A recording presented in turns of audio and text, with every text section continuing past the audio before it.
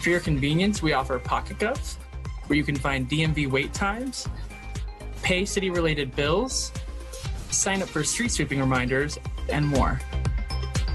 So whether you have questions about trash services, code violations, or parking enforcement, Denver 311 and PocketGov are helping you navigate Denver city services.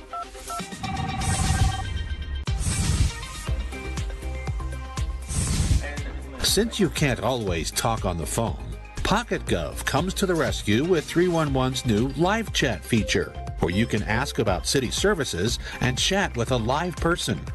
To find live chat, just go to pocketgov.com on your phone, tablet, or computer. If the blue button on the lower right side of the screen appears, someone is available to chat with you. Here you can ask questions and submit complaints, just like you would over the phone. There's even a feature to upload a file in case you took a picture of an incident or you want someone to take a look at a document you have questions about.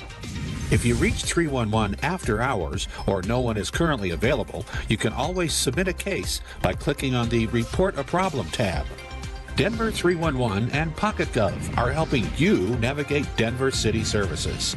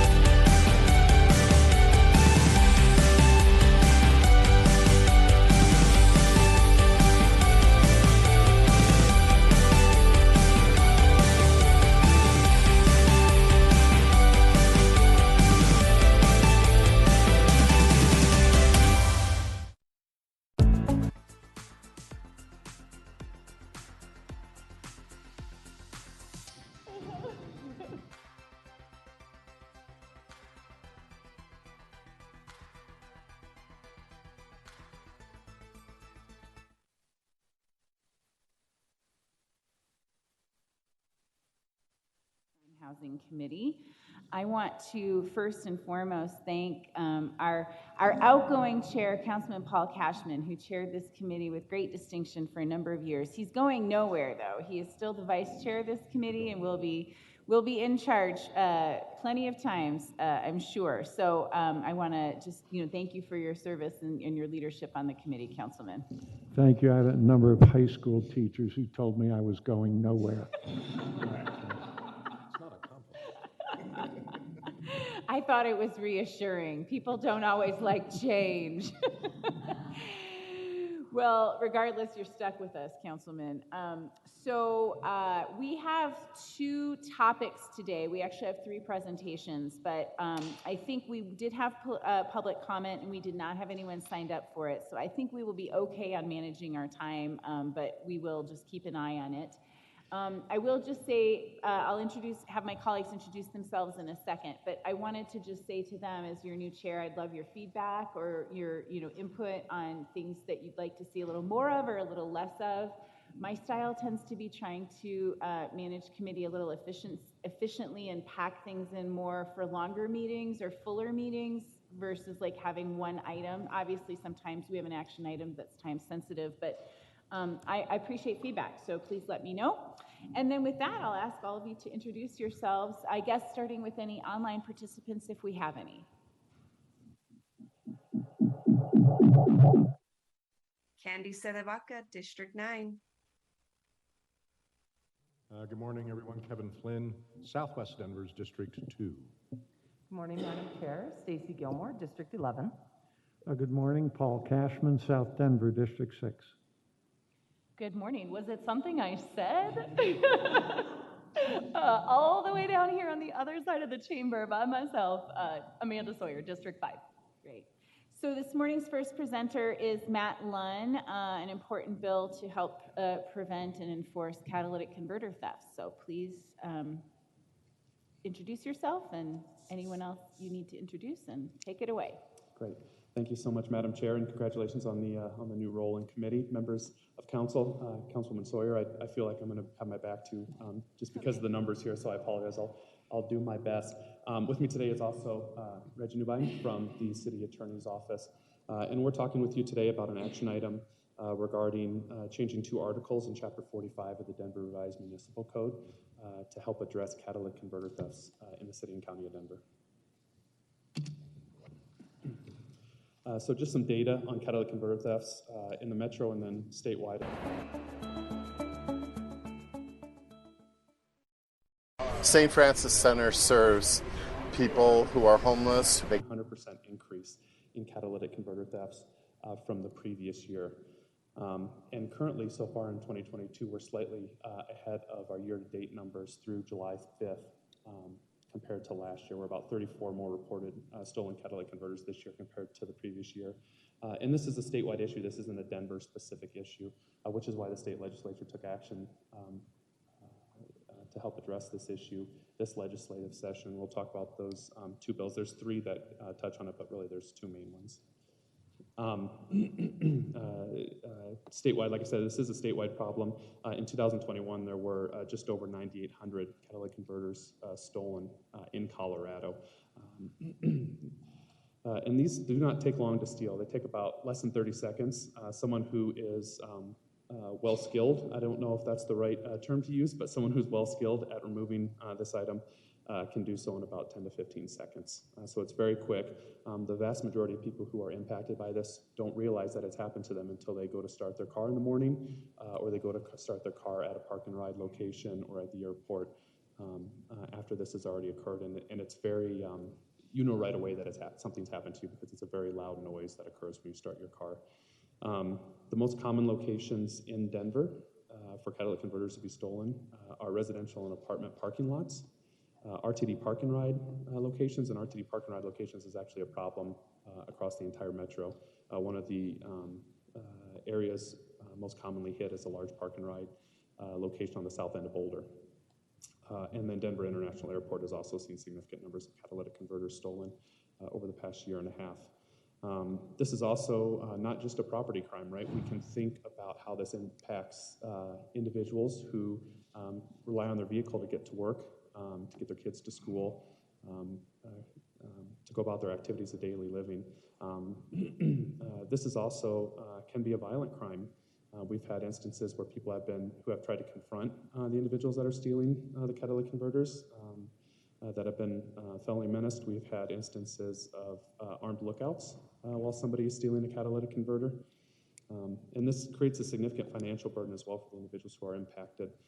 So you can submit an insurance claim for this, but there's instances where people have had multiple catalytic converters stolen on the same vehicle, and insurance isn't picking up the cost the second time around. We've had reports of that. We've also had reports of cars that are otherwise in great shape, not particularly old. When the owner goes to report the catalytic converter theft, the car ends up being totaled. So very significant financial impact for the individuals. And this isn't limited to a particular part of town. I listed for you the most common locations, but if you were to look at a heat map, and if you'd like to see one, I'd be happy to provide it. This is literally occurring in every neighborhood in Denver. This isn't limited to specific locations. I will say this year, District 3 has been hardest hit.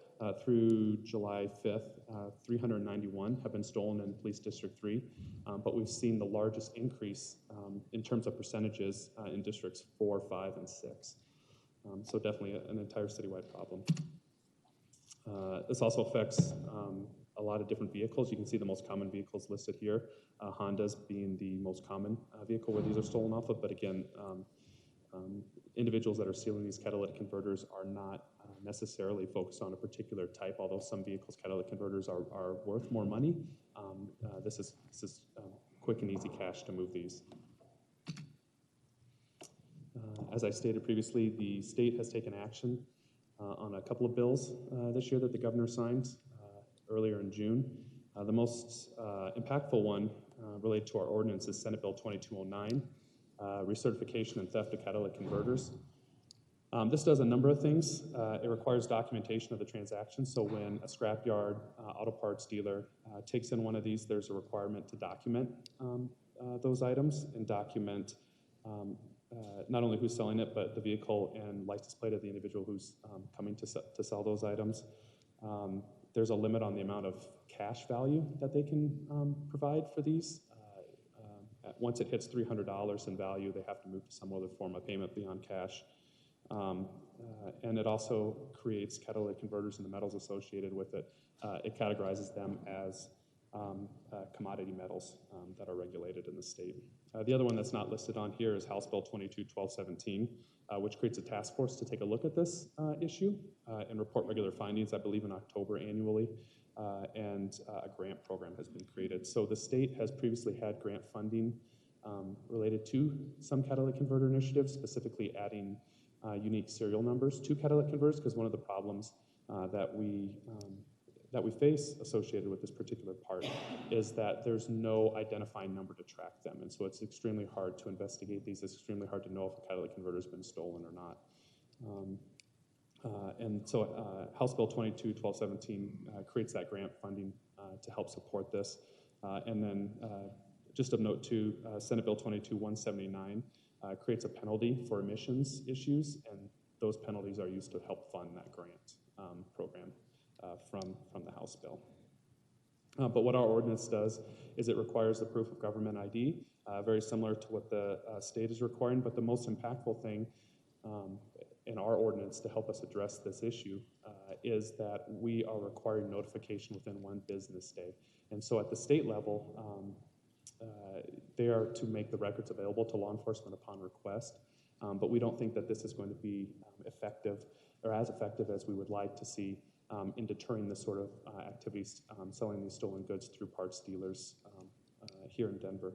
And so we're asking for you all to move forward on this action item to mirror the Pawnbrokers Act. So auto parts dealers, salvage dealers will be required to report within 1 business day, the same as pawn dealers are when they purchase an item off of an individual. I'm trying to think if there's anything else on that. And even the sponsors of the Senate and House bills at the state level noted when they passed these that these were first measures, these were first steps, and we think this is a way that Denver can lead in this space and collaborate with our local businesses to address this issue. And with that, I would be happy to take any questions. Okay. I see Councilman Flynn first in the queue, please. Thank you, Madam Chair. Thank you, Matt. This seems, like you said, a good interim step, a good start. Yep. But a journey of 1,000 miles starts with the first steps, and that's what this feels like. I talked to a constituent the other day whose catalytic converter was stolen while her car was in her driveway overnight, and her husband's was stolen at his place of work. So they faced this twice. I do have a concern about going partway, and maybe it's not possible to simply outlaw the resale of a catalytic converter to a metal recycler. I don't know if that's something maybe Reggie could comment on. Why can't we just pass an ordinance saying, you can't take these, sorry.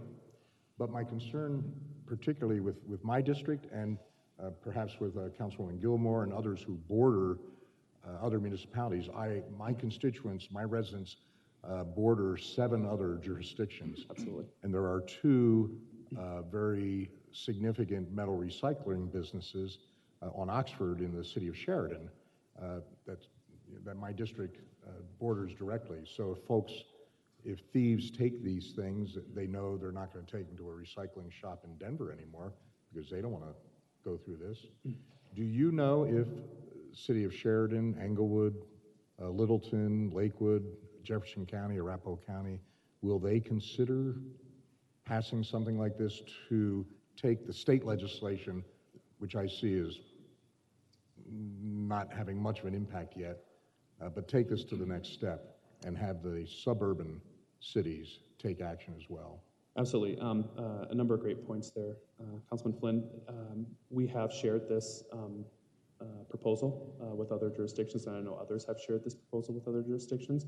My hope is that this is an opportunity for Denver to lead in this space and show, hopefully we'll be tracking this data over time and seeing what impact it does have on Denver specifically, but then what impact it might have in our surrounding jurisdictions.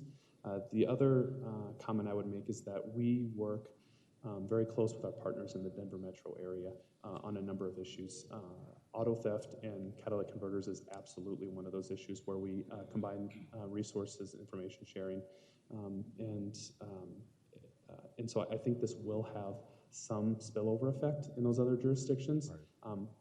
But I think it would also be helpful to have legislation that's mirrored across the metro. Can you tell me, is DPD, and maybe you can't speak to this particular question, but is DPD doing any preparation for any additional enforcement? Do they have any plan for additional enforcement in District 4, District 3, in those areas where we border jurisdictions that will take them that don't have this ordinance yet? Because I'm concerned that this will make, the central part of Denver a little safer, but thieves are now going to come to my neck of the woods or to District 4 or District 11, District 1, and ply their trade there. Yep, that's an excellent point. And I think most people, as you're kind of going in between some of those jurisdictions, unless you're a local or you've grown up in a particular area, you don't necessarily know what jurisdiction you're in as you're moving through the space. We have ongoing operations using data to inform where we dedicate our resources to address this issue. We're also working with partners to increase the collaboration and information sharing associated with spaces where this commonly occurs. RTD is a great example, working with RTD to increase some of their safety measures and preventative measures so that this is less likely to occur in those locations and that there's people being held accountable when these thefts do occur. But yes, it's absolutely something that we have been working on and we continue to work on. We have a metro area task force that's specific for auto theft, and they've been working on this issue. And then the state has CatPaw, which focuses on auto theft, and they've been focused very intently on this issue as well. All right, thank you. I think that's all I have right now. Thank you, Madam Chair. Thank you. I'd like to first acknowledge Council President Pro Tem, Councilwoman Sandoval to the room. That's the first time I'm getting that all out in one title. And I have next in the queue Councilwoman Sawyer. Thanks, Madam Chair, and congratulations to you for taking over this committee. Matt, really appreciate this, and if you don't mind, Madam Chair, before I get started, I just would like to say a huge thank you to Matt. So, as many of you know, I have been sponsoring a gun buyback program. The Denver Broncos actually last night found out that they are winning Sports Humanitarian of the Year for 2022, which is only the second time an NFL team has ever won that award.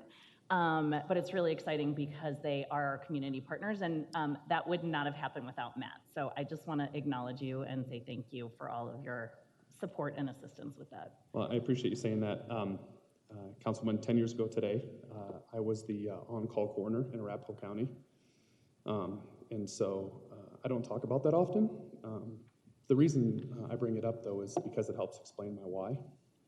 And so anytime anyone wants to work on gun violence initiatives, my phone is always on. So, well, I really appreciate it. Thank you. And I can tell you from hearing personal stories volunteered by attendees, I know for a fact we have saved at least one life. So thank you. So question for you about this this ordinance. Have you talked to the businesses? Is this something that that those businesses support?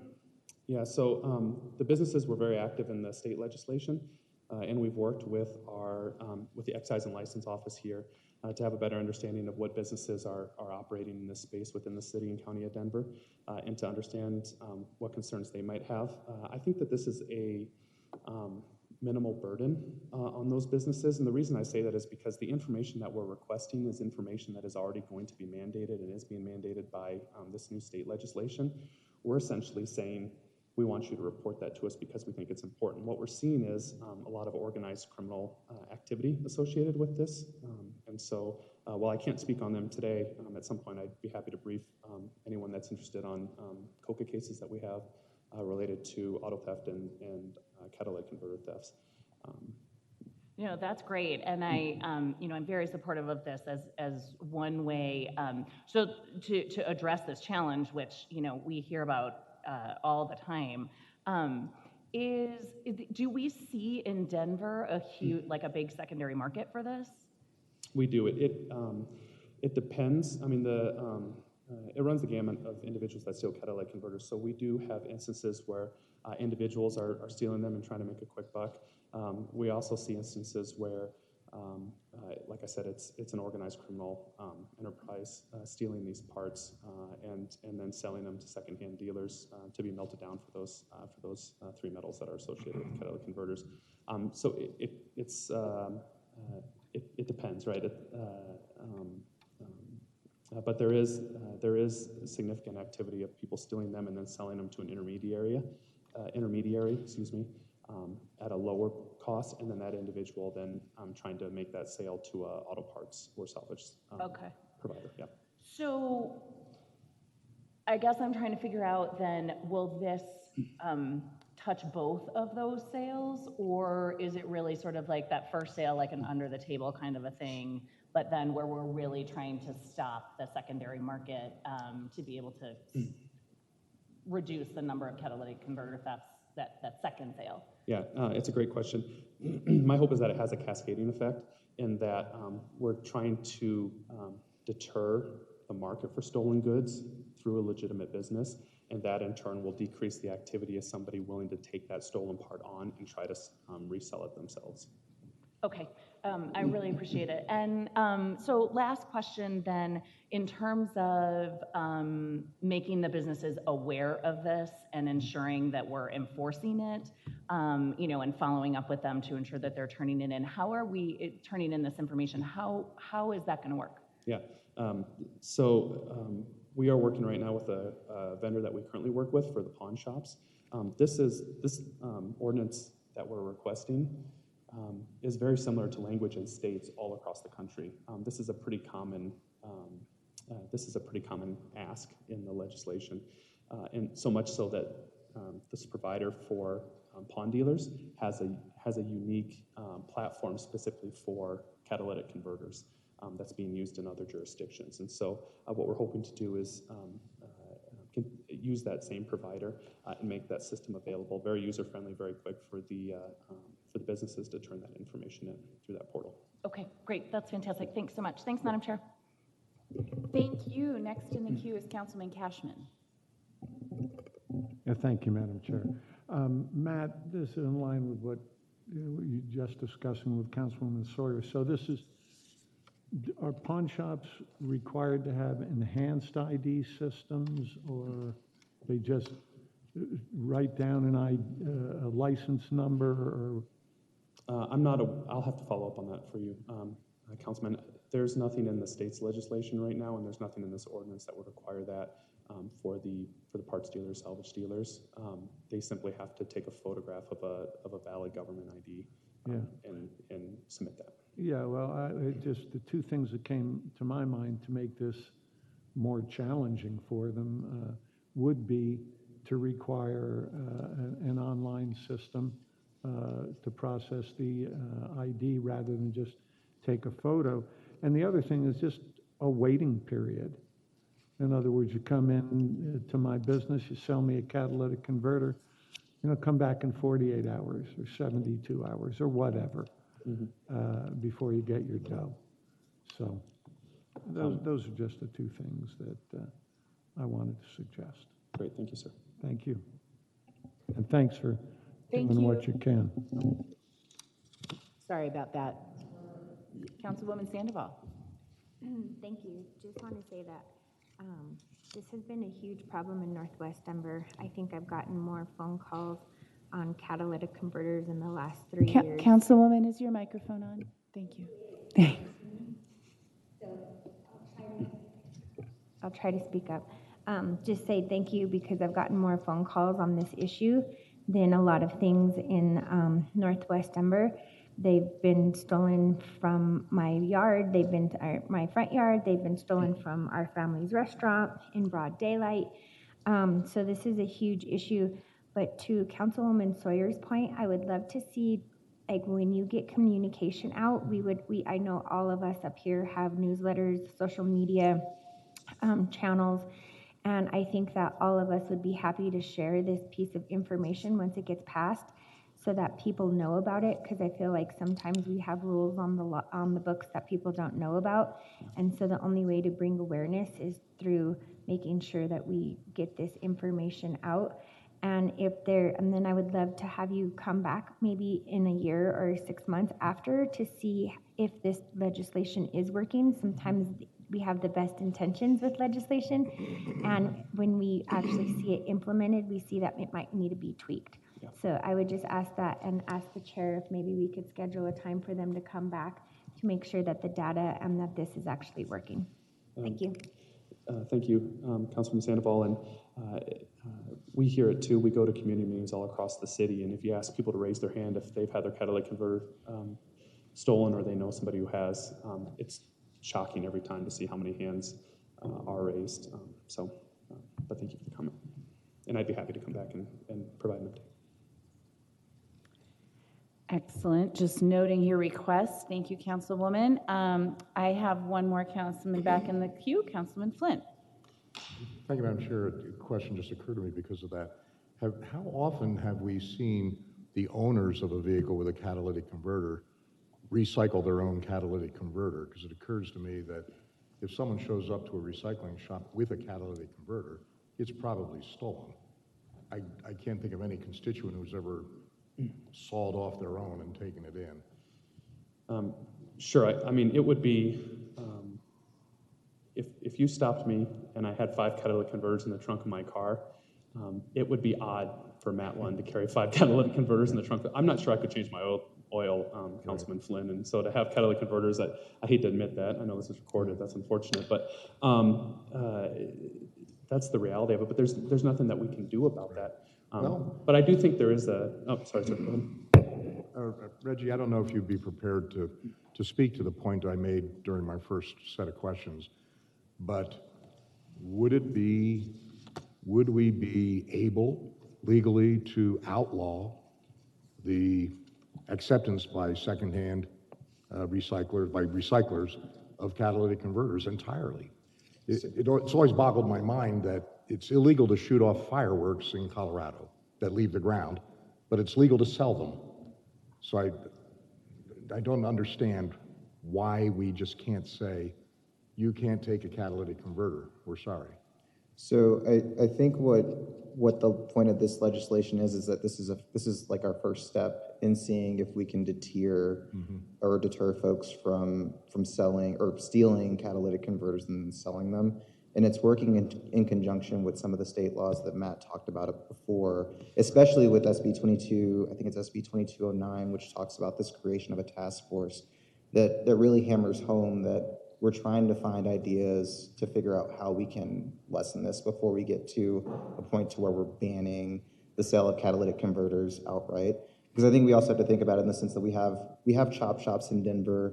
Folks can go to these chop shops, take items off of the cars and sell them to reuse them for valid measures or valid means in the city, right? So I can go up to, a chop shop up in Brighton or, in Adams County, Denver, and get a water pump off of the car. I can get a O2 sensor off of the car. Sure. Maybe there's a catalytic converter on the car. I can get that and replace my catalytic converter that just got stolen. So I think that this is meant to be a first step in what Denver can do to try to lessen folks, and I think it's pretty less. This is pretty minimum. Just give us one day after you get your catalytic converter, if someone sells it to you, give us their ID that you recorded in the same way that any pawn shop would. Will DPD contact those people? That's it. If a secondhand dealer within a day tells DPD, Joe Blow, Harry Bag of Donuts came in, and with this catalytic converter, he's at this address, here's his ID. What are we going to do with that? Yeah, I wouldn't say that we're likely to contact every individual that sells a catalytic converter in the city and county of Denver. I think where it's really helpful for us is to track trends as to people and their associates, particularly people who are already under investigation, and understanding their activity in this space. Okay. So if Joe Bag of Donuts comes in 8 times in a month with a catalytic converter, that might be a red flag. That's something that would be concerning to me, yes. Okay. Thank you. I appreciate your ability to understate, Mr. Lund. We have no other council members in the queue. I will just comment that this has happened to my wife at an RTD park and ride. It is disruptive, it is expensive, and frankly, you have a long wait to get the replacement part right now. That was the biggest challenge. So I appreciate the efforts, and I have a motion already from Councilman Flynn and a second from Councilwoman Sandoval. Does anyone need a roll call vote, or are we okay moving this forward to the floor? I'm seeing agreement. So with that, we will move it to the floor. Thank you very much. Thank you for your time. And change presenters. I believe we have Rocky Mountain Human Services presenting first. Is that correct? That we changed the order based on your request? Yes? Okay. And then we will also have a presentation that follows up by the Denver Human Services. So just as a reminder, Denver Human Services administers the mill levy for developmental disabilities, and Rocky Mountain Human Services is a primary contractor receiving those dollars, but not exclusive. So each has a role in the program, and we'll be hearing from both today. And did you have an introductory remark before Rocky Mountain Human Services presents, Jay? I do. Great. I will introduce Jay Moraine, then our head of Human Services. Thank you for being here. Thank you so much. Thank you, council committee members and council chair member. The section 53-550 of the Denver Revised Municipal Code requires that the Community Center Board for people with intellectual and developmental disabilities present an annual report to City Council. We will hear from Rocky Mountain Human Services, that state-designated community center board serving the Denver catchment area, as well as hearing from Denver Human Services specifically to highlight some of the areas also allowable under the revised municipal code, that of using the resources from the dedicated mill levy to provide services outside of those being delivered by the community center board. Included in the DHS presentation will be a brief overview of the fiscal position of the mill levy funds, and a much deeper dive into the housing needs of people with intellectual and developmental disabilities. We'll also hear a report on the recommendations coming from the ideas or intellectual and developmental disabilities, equitable access to services programs advisory council, and the set of recommendations they had made to the department in the use of the mill levy funds. With that, I want to turn over the microphone to Sherry Rapinski, the Executive Director of RMHS, to deliver their annual report. Thanks, Jay. Good morning, Sherry Rapinski, Executive Director at Rocky Mountain Human Services. It's great to see you, committee members, Madam Chair. It's always a pleasure to come. I know it's a requirement that you're here, but we love to talk about what we do anytime, anywhere. So we love this opportunity just to share with you all the great work that's being done. I always love to pause and just appreciate the resource that exists. I was thinking this morning that we're almost 20 years after the voters initiated this resource to be able to support individuals with intellectual and developmental disabilities in Denver. It is a valuable resource. We are one of the few in the state that has been given such an incredible resource to be able to do some pretty amazing things. So I always love to just remember why we're here in the first place, and to just thank the residents of Denver for making that vote. I'm going to start us off. I'm going to turn over the majority of the good stuff to my colleague, Amy Becerra. She'll introduce herself when she comes up. But I want to just set a couple of ground level things. This is a report for 2021. We're a little bit later in the year than is typical for us to come and do this report, and so it is for 2021, although there may be some current things that we can talk about if you have some specific questions. We are happy to be here and to share this, this great information with you. Let's see, I need to advance the slide. And I just wanted to say, it looks like you have a very manageable number of slides, but if we could make sure to finish by about 11:15 to make sure we have time for questions before the DHS presentation, that would be great. We can always take additional ones at the end if we need to, but thank you. Okay, great. I think we can do that with no problem. Just to explain a little bit about who we are for any listeners that might be listening in, Rocky Mountain Human Services is a member of this community. We show up in Denver in a variety of ways. We are privileged to be working with veterans who are experiencing housing instability and homelessness. We are also, as of July 2020, the single entry point, serving this city in a way that allows individuals with disabilities and who are aging, who need to access the long-term care system. We are the entity that helps them to do that. So we are in the city doing a variety of work, but our founding mission at Rocky Mountain is as the community-centered board for the city and county of Denver. It is the reason we have existed, and we're super proud of that role that we play. Being the community center board means a couple of things. It means that we are in the community. We show up where people are living, working, and playing. We are community-based. There's some modifications to that during COVID. We've had to be more virtual than we would have liked, but typically we are in the community and we are serving people in the community.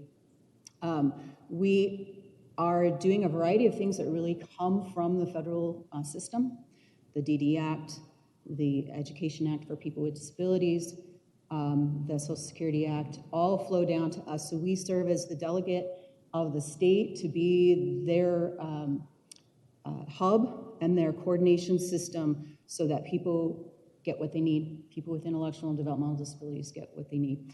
So we have played a role in the city for a long time and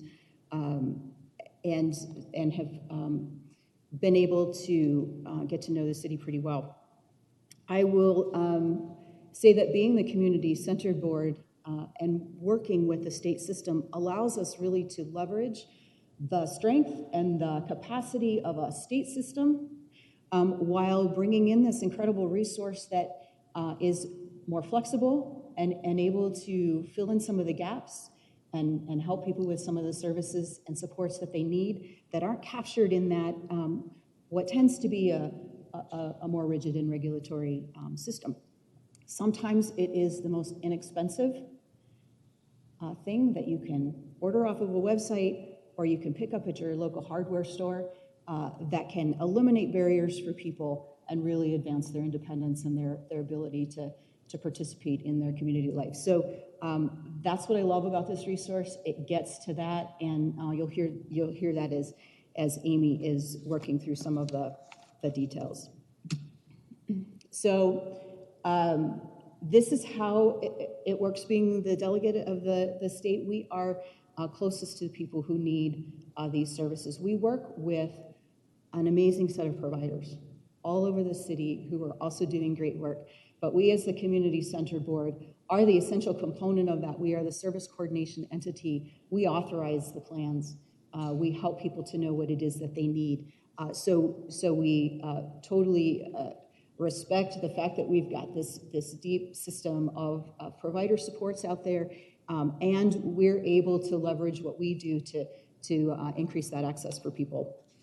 We are able to empower individuals by just giving them the ability to ask for things that are maybe outside of the menu that they're used to, so that they can remove some barriers, gain access to some new independence. And Amy will share some of those details with you. We're able to leverage the provider community by allowing them to deliver different kinds of things, also to leverage their own capacity and their own systems.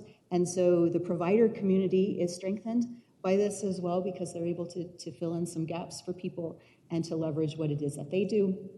And we allow for some flexible options and some direct services so that people can get what they need. So we do a variety of things, but I hope from this presentation you'll see all of the ways that we've been able to shift the way we provide these services so that people at the end of the day can get what they need to become more independent.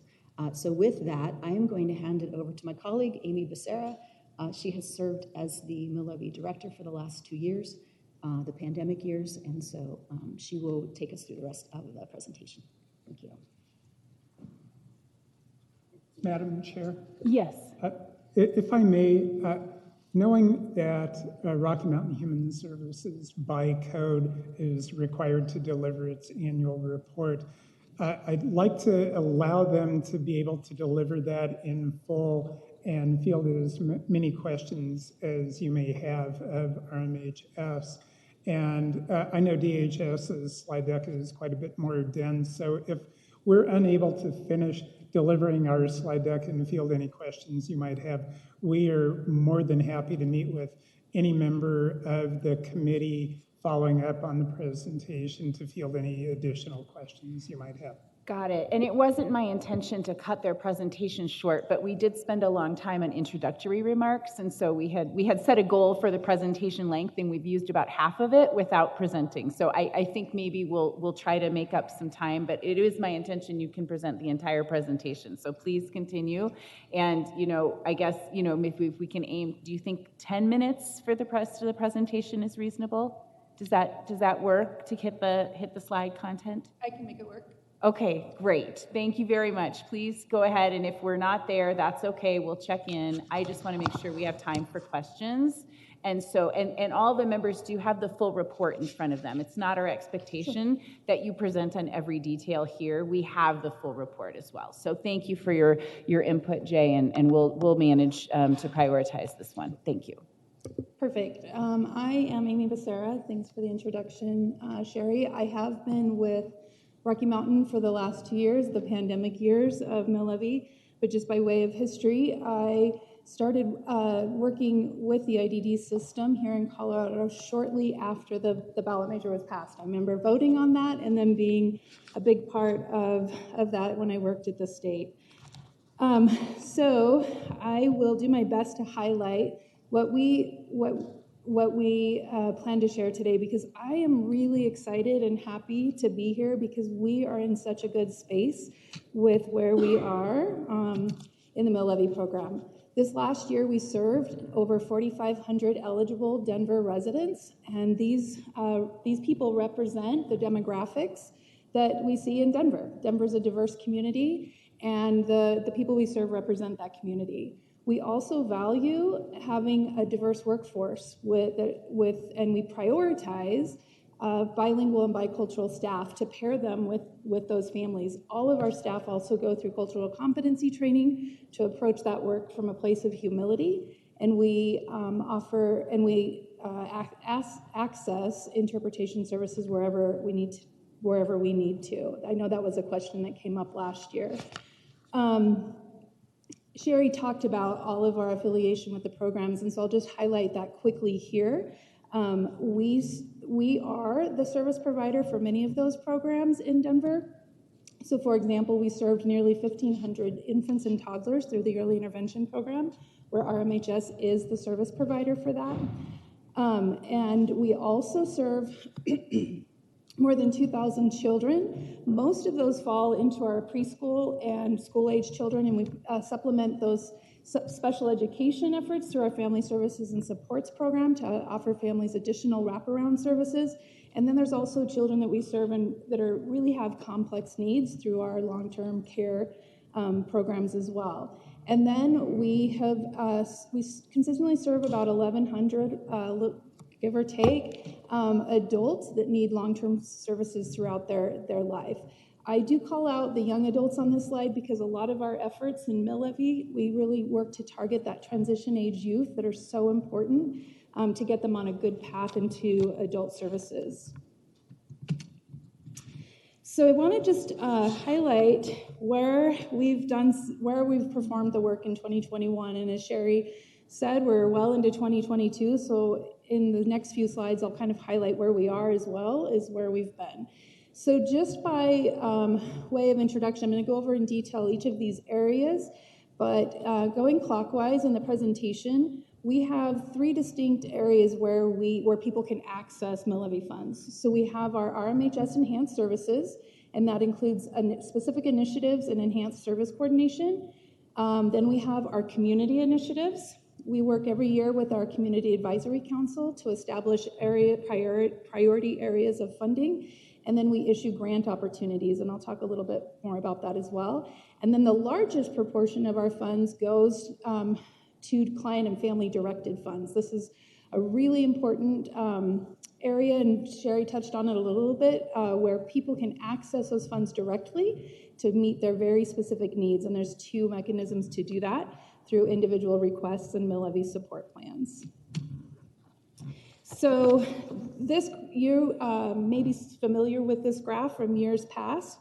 I wouldn't be here talking about the tenets of this program and 2021's achievements without the grit, determination, and collaboration that we have shared with our city partners and with you to do right by these funds. As we said, I came on during the pandemic years, but they've also been really transformative years for the Mill Levy program, and we've evolved into a really comprehensive program. But we know that did not start there. And I think most of you have been around for this evolution, but how it's been described to me by RMHS as we were essentially going down the wrong way on a highway, and we had to do an emergency stop and make a U-turn. And it took us some time. It took us some time to do that. And so this graph represents kind of our evolution of shifting and taking that time. And there were some years where we weren't able to expend all of those funds, and there was concern around that. And we shifted. And we also shifted from receiving the full mill to DHS retaining a portion of that mill and diversifying their contractor base. But all through that, we've continued to partner and demonstrate that we have the ability to spend these funds appropriately, to spend them, to not leave it on the table. And year over year, we've increased that proportion that goes directly to the families and clients that need these services to benefit them and live the life that they envision. I do want to just highlight really quickly the underspend from last year. We did have an underspend, but the example demonstrates why this program is working so well. In 2020, the state changed the eligibility criteria for early intervention services, reduced the threshold, but it was only a fiscal decision. It had nothing to do with developmental delays of children. Because we're the early intervention provider, we were able to quickly see what this was going to do to the system and a disruption to children and families. We reached out immediately to DHS and said, how can we correct this? We are ready and stand ready to put people in place to continue serving these children. And from that was born the Denver Early Steps program. And what happened with that, though, is we underestimated how many children that would impact, mainly because providers in the community couldn't believe the state was doing this either and continued to find kids eligible through their professional judgment and not just the assessments. So we had dedicated those funds for that specific purpose. And so instead of just figuring out a way to quickly spend them, we wanted to, again, take a step back, take the time to evaluate, look at where we have gaps and safety net needs in the EI services. And so we've rededicated those funds and we're revamping that program, and I'll share a little bit about that if time permits. And so that just gives an example of how we're partnering and how we're being prudent about the funds, but also really working to spend them appropriately. So last year we had a record-breaking year under client and family directed funds. So the numbers say it here a lot. We had a 39% increase in approval in funding and in requests, But what I really want to point out here is the number of individuals that requested that. As I kept getting the monthly reports of how many requests we were approving, I was like, oh my goodness, we are going to blow this budget out of the water. And it's a kind of a constant game to make sure that we have enough funds, that families can access funds directly and keep all the parts moving. And what's really, really exciting about what happened is we increased by 81%, almost double the amount of people accessing services. It wasn't just the same people asking for more, but almost double from the year before new people were asking. And our numbers stay pretty stable from year to year. We feel confident that we're serving the majority of people with IDD in Denver, that people know who we are, we have a presence, we work with schools, clinics, hospitals, they know who we are. And so that number stays fairly stable. And we always do outreach, but that just tells me that the program's working, that our service coordinators are becoming more fluent in the Mill-Levy program, and they're comprehensively assessing needs and making sure that everyone has access. And we saw that in the Mill-Levy support plan utilization as well, that went up nearly 30%. 85%, let me go back. 85% of our requests are less than $1,000. So it's a low impact, low dollar, but high impact program. So here's an example. Mikkel has a podcast. She's nonverbal, and she talks about how disabilities can be enhanced, and people with disabilities can, through technology, make a big difference. And so her podcast has more than 5,000 downloads at the time of the request, and it's growing. And it's the only one we know of in the world that a nonverbal person has a podcast. And to enhance that, she needed better equipment. And so the Mill-Levy was able to purchase the equipment for her podcast. So an example of a low dollar, but life-changing request. The other area that has been a huge success is in our housing stabilization. During the pandemic, it became pretty obvious that we were going to need to help families. So DHS set up a separate fund and contracted with RMHS to deliver housing stabilization assistance. I think the world thought we'd get past this pandemic, it would go away, but that need has remained constant. So we have brought those funds under our main contract, and last year, or in 2021, we provided assistance to 258 unique Denver households and nearly $400,000 in housing stabilization assistance. And this is not a rental assistance program. This is really our service coordinators work with families to come up with a stability plan. Our assistance generally lasts less than 90 days, but we pay for rental and mortgage assistance, utilities, we'll pay for deposits to get them into more affordable housing, moving costs, emergency housing, and we have countless stories of where this has made such a difference in people's lives. We have one individual that was actually forced to leave Denver under a whole variety of circumstances to Adams County and no longer had access to the extra supports of Mill-Levy because couldn't afford. And then we've been working in this huge housing initiative, and Laridan has worked with some affordable housing contractors, and they were able, with Mill-Levy support and service coordination, to get into the Stella apartments that are over by Laridan. And we use Mill-Levy funds to get them back into Denver. They are in a low-income situation, and this individual who'd lost his mother to cancer, who was his caregiver, was able to bring his sister, who is now his caregiver. So the whole thing worked because of Mill-Levy and housing stabilization. So the other piece that I just want to highlight is that all Denver residents have access to Mill-Levy services, regardless if they're receiving case management services from RMHS, or even if they are excluded from federally funded programs due to their immigration status. This is another area that's really popped out and came into our attention during the pandemic of how many adults are living in the state of Colorado that came here as young children that would qualify for DACA, but are not eligible for DACA because the immigration law prohibits anyone with a long-term disability from accessing that provision. Thank you for that sigh. That's my sigh too. I've been studying this last semester in my graduate program, but it's been so prevalent to me here. And so because of Mill-Levy, we've been able to not only provide that housing assistance to people that's really where we started to see like, oh my word, there are so many people. And we have dedicated staff There are mill-levy service coordinators that provide access to people that have no other access. So where this originated was really around the small percentage of people waiting for services that aren't getting any, which is like 2% of an 800-member state-held waiting list for residential services. That got a lot of attention, but it's like such a little bit of the pie. And so we continue to serve those people. We continue to reach out to them on at least an annual basis to put a mill-levy support plan in place and to facilitate any individual requests. But it's really what has come to light in the last year are these individuals that are undocumented. And right now we're serving 12 families, and that's just by happenstance. That's just by randomness. They found us and we said, yeah, we have support for you. And these are 12 individuals that have significant needs. There's one that requires total care.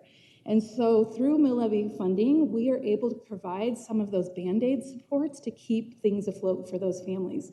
We are partnering with DHS and putting together a task force because we know this is bigger than Denver. We know this is bigger than mill-levy, but we can use this information in these families to demonstrate the greater need and the injustice that's here. And so we're really excited about really digging in on this population. And we are so grateful for the mill-levy funds and Denver's stance as a sanctuary city to be able to do so. And then we always serve anyone that's getting services from another CCB. Our service coordinators work with those other agencies and their service coordinators to make sure every Denver resident has access to a mill-levy support plan and individual requests. I think I'm getting close, but I'm really close to being done. So I will just let you have this information around the RMHS initiatives, but these are dedicated positions that we put into place because we're the CCB. We have that proximity, we have that contact with the clients to really identify some system gaps. And when it's cost effective to do so, we hire a person to do that. So right now we have an EI engagement specialist, an infant mental health specialist, which is a huge provider vacancy in the state. And our infant mental health specialist is building provider capacity by doing training with other providers. We have 2 DPS liaisons now and a crisis case management specialist. And then I just want to focus really quickly on our EI Denver program, which is part of the Denver Early Steps. I'm not sure what I did. Okay. So I'll just talk about it though because it's up there. So as I said, there's lots and lots of changes happening at the state level. In fact, constant changes. Some might describe it as a little bit of chaos around early intervention services. And so we are restructuring how we've approached the Denver Early Steps program so that it can be really agile and flexible and adapt to whatever the state's throwing us at the time. So first was a change in the criteria threshold. And then that's going to change. The JBC was like, nope, you can't do that. You can't make a decision like that for a budget reason. And so that's changing back. But we still have the kids that were enrolled and they will continue to be served until that is fully resolved. But during that process, the state is also making significant, maybe drastic changes to the intake process and the evaluation process. And we forecast some significant disruption to that system. And so in that stepping back and looking at what we could do in Denver Early Steps, we identified a couple of other areas to implement to still be that safety net for Denver residents. And that includes community screenings. All of our Denver Early Steps staff will be trained in a specific assessment that helps identify developmental delays, and they will be in the community. They're already at clinics, at schools, back to school night, community health fairs, and they'll be out in the community conducting those screenings and getting people directed to the right place for intake. And RMHS will be the evaluator for Denver. Going forward, it will no longer be at the schools, and so that's a huge change. The other area that we saw of a huge benefit during this last year with these kids is the need for developmental monitoring. Early intervention services are so important to prevent more issues down the road. And so what happens if they don't quite meet that threshold, regardless of where the state sets it, there's a lot of kids that still have a developmental disability but don't qualify for intensive services. We want to continue to monitor them, so if there's any regression or changes, we can get them reassessed and get them into early intervention services and provide those wraparound. And we will continue to offer individual and family services when appropriate, and an area that we will focus on with families is group services. That's not available under the state funding. There's not a mechanism to do it, but there's a lot of research around the benefit of having group sessions with families around particular interventions, not only because it works better for the intervention, such as feeding, breastfeeding, things like that, but it also gives these families an opportunity to network and know other families that have children with these delays where they often feel so isolated. So kind of a dual purpose. And finally, I want to highlight the changes we've made in our community initiatives. We started out, and I say collectively I wasn't here, RMHS started by wanting to see what can mill levy funds do to make a big impact in the community around really innovative, creative, unique projects that could never be funded through like a Medicaid type of funding source.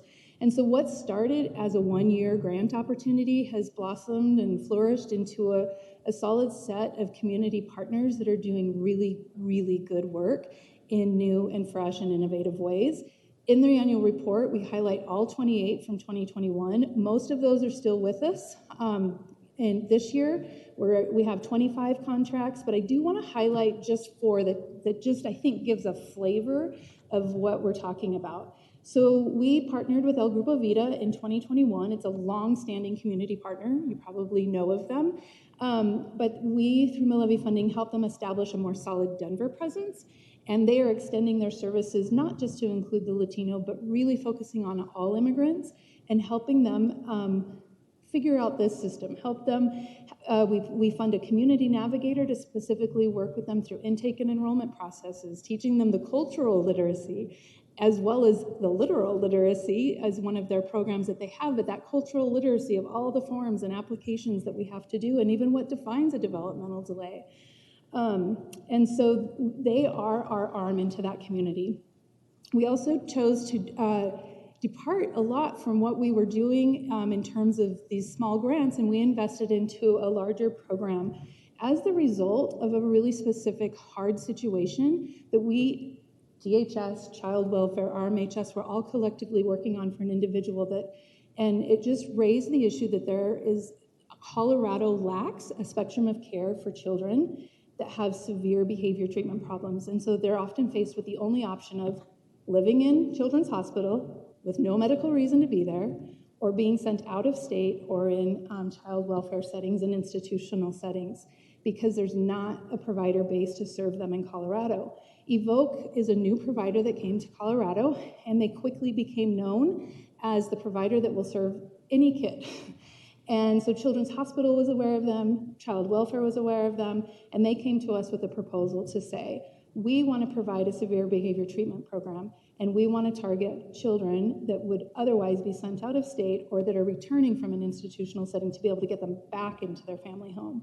And so and to do that, we need an environment that we can provide those services. We need our staff to have advanced safety care training for proper physical management, and we need to be able to develop a training program for those families so that they can stay in their home. And this program has proved to be nothing but successful. What started as an example of one person, they're fully serving the 20 that they have capacity for, and they have a waiting list, which is not great, but it just demonstrates what the need is, and again, highlighting that for the state. And the big surprise partner in all of this, we knew Children's Hospital would partner with us, we knew Child Welfare would partner with us, but DPS, the formidable DPS that everyone says we can't get out of, they are constantly sending referrals to Evoke and providing the funding to the point that they now have a full-time special education teacher as part of their services. We only provided the funding to make the physical building happen and the training. All of the other funding is paid through EPSDT and school systems. So it's a really sustainable project, and it's really successful. The third one is Therapies for Hope. This is a brand new one. This is an exciting program. There's a lot of support for intensive therapies for kids during school breaks. And most of those camps are very expensive. And a family attended those camps and realized that this was a camp for privileged children. but it made such a difference in the life of their child, he wanted to make this available. So his daughter's name is Hope. So Therapies for Hope stems from that. And he solely developed a camp that models those other camps. And it is solely targeted to marginalized families and people of color. And they offer these camps during the school breaks at no cost to the families. Full transportation is provided. All the meals are provided, and a co-occurring siblings camp. And they will be sustainable within 2 years. And so Millevy helped them, like Evoke, get the structure built. And then last but not least is our mission supports program. This is a longstanding program that works in our homeless community and our shelters, and they do incredible intensive case management work to identify people that possibly could be IDD and get them through that process. But along the way, to find that person with IDD, they're helping so many Denver residents that are vulnerable and that represent, for a variety of reasons, inability and barriers to get past that. And so in their quest, the spillover benefit to the other vulnerable populations is immeasurable. And we just do such great work with them. And the stories, I tell them their metrics are to tell me the numbers every month. But then we have a bell ringing metric. I was like, when you find that one person, we need to ring the bell loud, because the stories are incredible and the outcome is life-changing and reduces a burden to the system for that person's entire life. So with that, I just thank you, Madam Chair, and members of the council for this opportunity to be a part of the Millevy program. Thank you. Thank you so much for that great presentation. Councilwoman Gilmore is first. Thank you, Madam Chair, and would like to thank you all for the presentation, and really, Sherry, thank you for all the work that you've done, especially in far northeast, and trying to get more information out to the community about the amazing services that are provided. I wanted to make a request. Thank you first for the detailed presentation, and I would be very interested, and I'm assuming my colleagues will be as well, if you could send over to us maybe what the top 5 needs are per council district. I think that would be really helpful to understand specifically in District 11, what are those top 5 to 10 or whatever you have as far as data, what people are asking for, and then how often you're able to fulfill that need, or where you need to reach out to other partners would be really helpful information to have. And then my other request is on slide 4, you have adults 21 plus, and it was 913 individuals that were served. I'd be interested if you could break that down, maybe 20 to 30, 30 to 40, kind of it would be helpful to know how many older adults are also maybe requiring some of these services. And so I would ask for that breakdown. And then especially around early interventions, I'm very, very concerned about the number of children that through the pandemic, a quick anecdotal thing here is that a high school counselor shared with me that really we should all be looking at, especially children, that the trauma that the pandemic invoked, that even for a child today that is 17 years old, emotionally, behaviorally, socially, they are probably 3 years back to when the 2.5 years where the pandemic started. And we have not societally normalized that and talked about it. And so I would like to understand a little bit more about those early interventions for children that you're specifically seeing, and where you're maybe seeing the red flags around there is a gap in services in this certain area, and who's going to fill that, or how you're really taking on a leadership role there. And then to round out that question is, where is your relationship with the Denver preschool program as well, perhaps, because I know they provide different resources as well, and maybe having that triage support for families, especially around access to preschool, et cetera. Okay, so a couple of things. I had hoped to have this in your hands and in your offices before today's meeting. They're just about ready to send out the first question you had. So every district, kind of where we are from the beginning of year to now, breaking down the individual requests, number of people served. So that is literally going to be hot off the press. I was actually a little disappointed I didn't get that before today. You are 100% seeking my language around the early intervention services. I'm a mother of a daughter that was in kindergarten, so she missed all of kindergarten, first grade, and I 100% resonate with that. And I think that that's where the Denver Early Steps can really come in and do those screenings, because also under our EI Denver umbrella is providing those services to children over 3 that kind of missed that window. And so in the community, that wait list to get testing can be up to 2 years through Children's Hospital. We can eliminate that wait list through our mill levy program for the Children's Clinical. So anyone over 3 can still get that assessment to help inform the IEP process, and that's where our GPS liaisons come in to help facilitate that. And so those are the kinds of things we're trying to create under that EI Denver, that early intervention Denver, and specifically Denver Early Steps model. And so the more feedback we get from you all as well, from your constituents, helps inform what we can put into place there, and that's why we're restructuring how we're funding that program.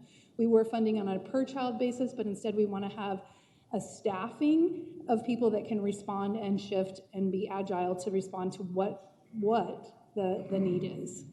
And I think there was one other. Did I capture it all? Oh, and the aging population. Yeah. I had not thought about that, and so I will, that's super easy to break down, and we can just make that a part of the kind of ongoing. Okay, I would really appreciate that. And, you know, especially where, for folks, you know, we're talking about this here today, but where we have those FAQ sheets or some way that we can communicate out to constituents in our district, because I know that there are quite a few families out there that just don't know what they need exactly. I mean, I just met one of them in your district on Sunday. I teach a children's music class at church, and we have a whole new congregation from the Marshall Islands, and they are gathering in Green Valley Ranch. And I met a 7-year-old that got here in January from the Marshall Islands, and so he's a citizen, and he has never been to school, and severely autistic, and had no idea about RMHS. So I know what you're saying, and we're in the community, and we love to talk about what we do. So I was teaching a song to some kids, and I was like, does this kid have autism? Let me find his mom. So yes, and we will be at Montbello 2020 to do those screenings. So we are working, that's one of my big goals, is to become much more strategic in our outreach events and coordinating with you all and your offices to make sure we're where you need us to be too, so that we can capture those families and kids. That's great. I mean, there are so many anecdotal stories out there of families who are in need and don't think that there are resources out there. And so where you can provide us more information so that we can get it out to our constituents, get it out in our newsletters, et cetera. And if there is an opportunity to do more informational meetings at perhaps the Ari P. Taylor building, where we can just ask folks to come because they might already be coming to meet with Denver Human Services or our Workforce Development Services folks. This would be a nice complement to that work as well. And so I know there'll be follow-up on it, but thank you very much for the report out and the important work you do in the community. Thank you. Thank you, Madam Chair. I have Councilman Flynn. Thank you, Madam Chair. Amy, could you talk a little bit more and help me understand? I know this is years past, but I just want to understand where the money has gone. As Rocky Mountain Human Services has introduced the community agencies individual needs category starting in 2017, late 2016. The chart here shows that a significant portion of your allocation, your mill levy funding, was unused. $5.5 million in 2016, almost $4 million in 2017. I gather this is non-lapsing, so that carries over. So why don't I see it in those bars? What happened to that? I have two people. So I wasn't here, but I can speak to that money doesn't necessarily carry over, but I'll let Sherry kind of. Yeah, thank you, Councilman Flynn. Actually, the ordinance changed a little bit during that time. So during that time, up to, I think 2018 was the first year that RMHS did not get the full mill. So up until the time the ordinance provided the resource to Rocky Mountain at the full mill, and the ordinance changed to allow Denver Human Services, which they can speak to, the ability to manage the amount that we get. And so you'll see those unused funds were there primarily because of that U-turn that Amy talked about. We had to stop spending money in the wrong places and rebuild and re-engineer the systems to be able to do what we're doing today. And so some of that was a decrease in the spending in the wrong areas. Some of it what? I'm sorry? Say that again, some of it what? Some of it was. Some of the ways we were using the money internally, and we had to reduce that in order to create the cash to be able to create the new services. Now you'll see that bar drops off because that's only the portion that RMHS gets, not necessarily reflecting the full mill. So you won't see that same unused portion in the same way. Okay. I must not be getting at your question because I still, Crystal's going to give it a try. Thank you. Hi, thank you so much for the question. So, and we'll figure out what. Can you please introduce yourself? Oh, sorry. Yes. Hi. Hello. My name is Crystal Porter. I use she, her, hers pronouns, and I am the program manager for the IDEAS program at Denver Human Services, and I've been over the program for the last 3.5 years. So those funds in that pie chart or graph chart that you're seeing, the unspent funds, those still stay dedicated to this population, but they basically return to us. And so every year, and like even though we have a 3-year contract with RMHS, when we have those multi-year contracts, they have budget maximums within each year. And so when they don't spend their whole budget in a year, instead of it rolling over even into another year in their contract, it actually returns back to the city, to DHS, or stays with us. And then we are able to, we are going to be able to use those funds to do some of the services that we have coming up. So we have some more information about that and what is going on with that fund balance in addition to the annual revenues that come in every year. Okay. Jay, what happens to it then? It goes back to us. I think that's the next presentation, Councilman. Okay. Would you be willing to hold your question? Because that is the focus of the next presentation. All right. Is the fund and the mill levy overall. Yes? Okay. Thank you. All right. So we have 15 minutes left. We do have a hard stop today. That's not always the case, but council has another meeting in this room.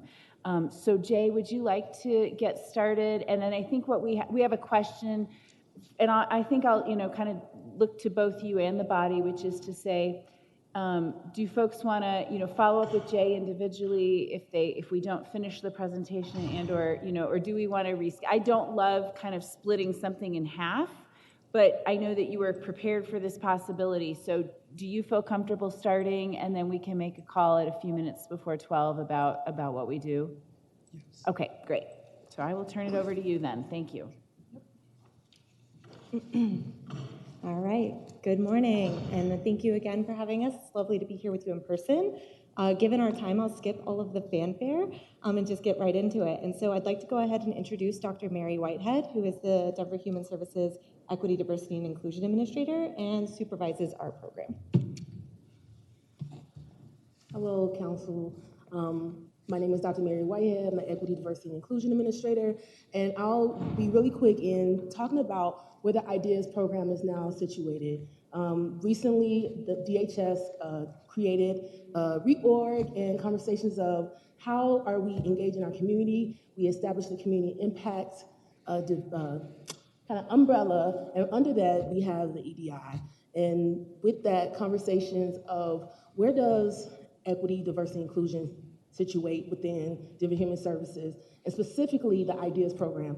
Initially, it was under Child Welfare and Adult Protective Services, and a lot of conversation of ideas we need to elevate when we're talking about the IDD. Just not solely a program, but really elevating and integrating into the things that are happening within DHS. And so we created the social impact and advocacy team where I oversee EDI and the Ideas program, and really coming in to say, again, elevating those voices. Trying to go fast. And can you spell out, we know that we use a lot of acronyms in our world. IDEAS is an acronym. Can you spell out what it's for, please? Yes, of course. Intellectual and developmental disabilities, equitable access to services. Thank you. My apologies. And so with that, coming in, I was able to have the oversight of the Ideas program in January. And a lot of conversations to our colleagues, there's this pause that needed to happen. We really needed to evaluate and assess the purpose of this program and how we would really engage our community appropriately and efficiently. And I just want to frame that for us, we were really looking at how do we reduce harm, how do we reduce barriers, and really look at cultural wealth, right? Cultural assets, and really seeing like what are systemic things that we need to address that already, that we're looking at. And really within DHS, how is this integrated into some of the work that we already do? We have Colorado Works, we have food access, we have so many different programs already within DHS as well that we will definitely need to elevate this work. And so in looking at kind of the assessment, one of the things that I noticed was the need for human capital, right? The need for it to support this very large program. And so we had to think about how are we engaging our stakeholders more? How are we being responsive? And how are we expanding our reach? And so one of the things that I'll let Crystal talk about is the extension of the Ideas, but really for us and for DHS is really elevating IDD to be a part of our equity work, right? When we are moving towards justice, we can't do that in silos and really thinking about it intersectionally. And so with the development of the social impact and advocacy team, that is one of our priorities to think about this work holistically.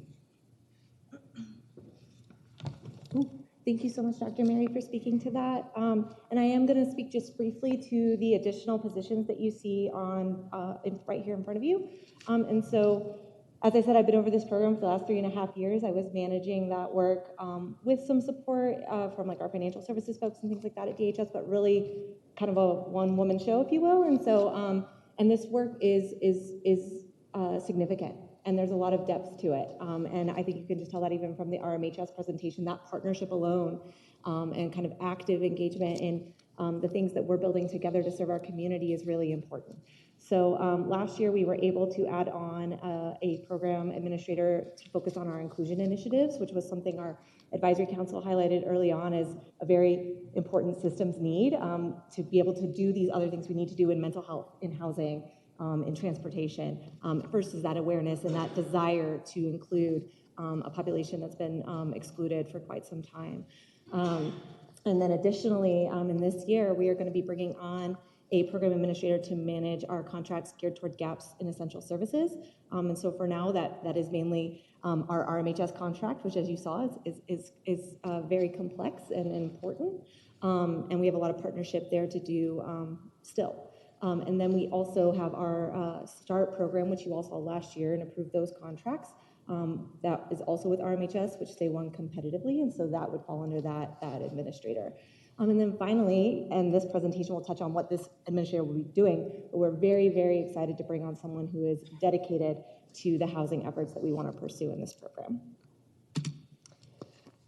So to get to Councilman Flynn's question before, so this fund 13304, is a non-lapsing fund, and the funds remain dedicated even when they're not spent in the year in which the revenues were received. And so we have, because of that U-turn that was mentioned earlier, first within the RMHS contracts that existed, where all the funds were going to them, and then as we pulled back funds, but we're still assessing and setting the foundation for where we needed to go and bringing in community voices to guide us and tell us about their experiences and tell us what they really needed. We didn't want to run out the door and spend the funds without knowing what would have the greatest impact. And of course, the pandemic has also played into how that has unfolded. So we do have a fund balance that we've been monitoring. And that said, we also have some things that are going to be coming up just from the recommendations that we received that we know are going to commit a significant portion of these funds back out into the community, in addition to the annual revenues that come in every year. And so the main takeaway I want you to have here is that sustainability is a key factor in that, because with the fund balance, that now has become almost like a one-time use. versus how the annual revenues are growing from year to year.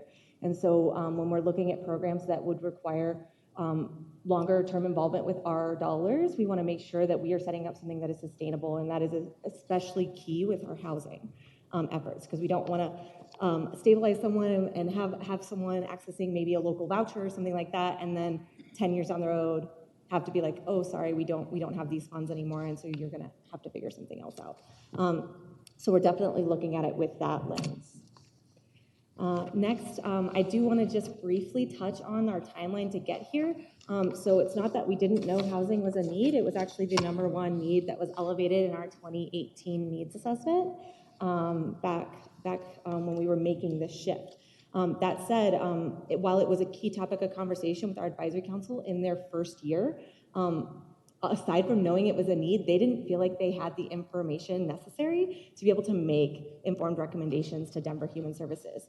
We did do a housing forum back in 2019. I think the hope was with that forum we'd get some initial ideas, which we did, but I think that those ideas then led to this desire to dig deeper into just the sheer diversity and intersectionality of this community, and knowing that their needs are not going to be one solution or two solutions. That, you know, it really is, I think, a systems approach. So with that in mind, there was another housing report floating around for this community for Douglas and Arapahoe counties, and that report was getting a lot of airtime in 2020 after its release, and people got really excited about it. So while we were getting a recommendation from our council to pursue getting more information about Denver residents, there was actually already a local Denver community-led initiative forming to fund this project. And so we got a call. Somebody said, hey, do you want to jump in with this? That was Lairdon, who you all, I'm sure, are aware of in this community. And we said, yeah, like we don't want to control this work. We want to partner. We want to partner with all these community providers that are so excited to do this work. And so that has led to the housing report that was released last year, as well as the follow-up leaders workshop that we held this year. Very briefly, with an eye for time, I'm not going to speak to our process overall. The report spells it out pretty clearly, but if anybody has questions or wants to dive into how we went about this process, I would be happy to sit down for a meeting. The only thing I want you to hear is that our process was unique in that it was the first time this kind of education and reporting initiative had been done virtually, largely, and that was necessary because of the pandemic. And even though we did host a couple of live sessions, folks were still not comfortable coming in person, and we recognized that pretty early on. And so we were able to do some other things like adding in some focus grouping. And the other really cool thing is that we were very adamant about having a plain language presentation and survey option, because not every person that is looking for housing in Denver that has an intellectual and developmental disability has family supports or natural supports. And so we needed to hear from folks that also did not have that support and those resources. I am also going to just tiptoe through these key findings because I really want to get to our recommendations and some of the current work that we're doing in our partnership with HOST. But I did want to just briefly touch on what I think really bore out from this is that this community just had not been really formally considered in housing strategies. They were not known to housing leaders. We had 28% of folks that attended the local leaders workshop back in September of last year who had very little or no knowledge of this population and shared that with us. And so I think for us, what we see this as, there is a balance, and when we're looking at that sustainability piece, there's a balance between doing some direct resourcing and direct support and building up some programming there, such as even the housing stabilization program we have with RMHS that we want to see continue. But then there is this systems push for inclusion and for understanding this population and understanding how we might be able to reimagine some of our housing offerings to ensure that it is accessible for all persons with all abilities. And the other thing I just wanted to add is that, of course, with that in mind, then partnerships and strategic partnerships are really important. And that is where having that dedicated position is going to be very helpful, because not only will they be managing the contracts that will result for these initiatives from some of the recommendations that we received. But more than that, they are going to be building bridges, educating housing leaders that are seeking, they're desperately seeking that education from us now that these numbers and these reports are coming out. Everyone is very, I think, energized to mobilize and do something to really make a shift. So I have good news and bad news. The bad news is we're out of time. And the good news is I think that there is interest in, rather than having you just cut this off, having you come back and just finish the presentation if you're willing to do that. That would just be the ideas presentation. I would say Rocky Mountain is welcome to join again if you're interested, but we would not be having you open up your question and answer again. We would focus on the ideas presentation. We do have some availability on our August 3rd meeting if that's amenable to folks. And if it's not, we can work with you afterwards on an alternative. But is that acceptable then to my colleagues on the committee? Councilman Flynn won't be here. Is it your strong preference that it be on a date that you can be here, or would you be willing to watch it? He would like to be here. So we'll work on an alternative date then. Any other feedback from my colleagues on that plan? We'll be looking for a different date. We will pick up, if you need to backtrack a minute for something you skipped, please feel free to do that. But, and I want to say that it's always a balance when we have informational briefings and action items. I appreciate your patience with the constraints we had to work under today, and I apologize for you having to return again, but I appreciate your willingness to work with our staff on a time that can happen. And I think it's a credit to how important the program is that we finish the conversation. So thank you for your patience.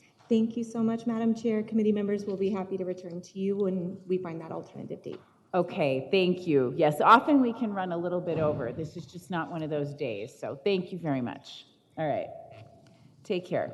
And I believe we have no other business before this body, so I will adjourn us.